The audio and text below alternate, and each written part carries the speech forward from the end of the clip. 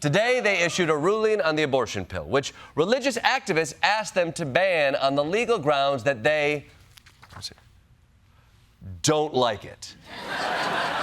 Now, traditionally, that's a compelling argument for the Supreme Court, but there must have been a gas leak because this time they made the right decision.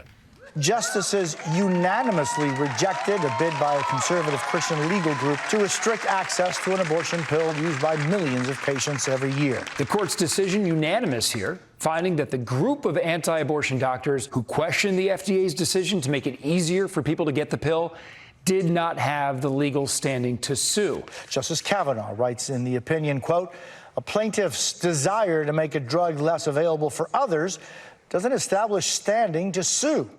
Yes, obviously, you can't sue a drug just because you don't want somebody else to use it. Like, I want cocaine to be less available to Don Jr. It doesn't mean I can sue cocaine.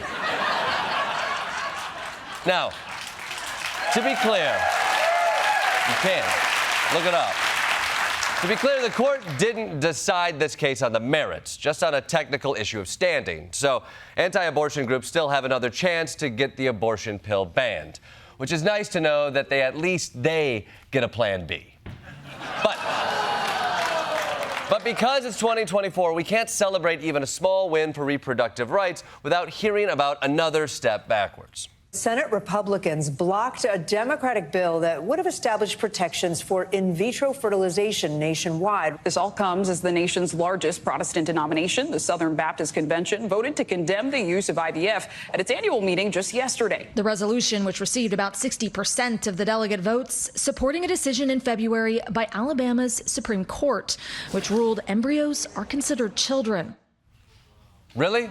Really, Southern Baptist? You're against IVF? Don't you remember how Jesus was born? That's basically the Bible version of IVF. It's wild that they were inspired to do this because of the Alabama Supreme Court ruling that everyone hated. That's like if you asked a comedian why they got into stand-up, and they said, "I loved Kramer's set at the Laugh Factory." For more on these recent decisions on reproductive rights, we go live to the Supreme Court with Grace Kuhlenschmidt. Grace. Grace. Look. So Grace, you were in court today. How did it go? Well, the judge let me off with a warning, and they're taking my anklet off next week. No, I'm talking about the Supreme Court. Okay. Whoa. So the new update on reproductive rights is as follows. Women can get an abortion if they're using mifepristone, and their state allows it, or allows it to be sent to them from out of state. But the abortion cannot be carried out if the embryo was conceived through IVF and the woman was a member of the Southern Baptist Church, because in that case, the fertilization should not take place to begin with. And that's the latest on what women can do with their bodies. Back to you, Jordan. Okay.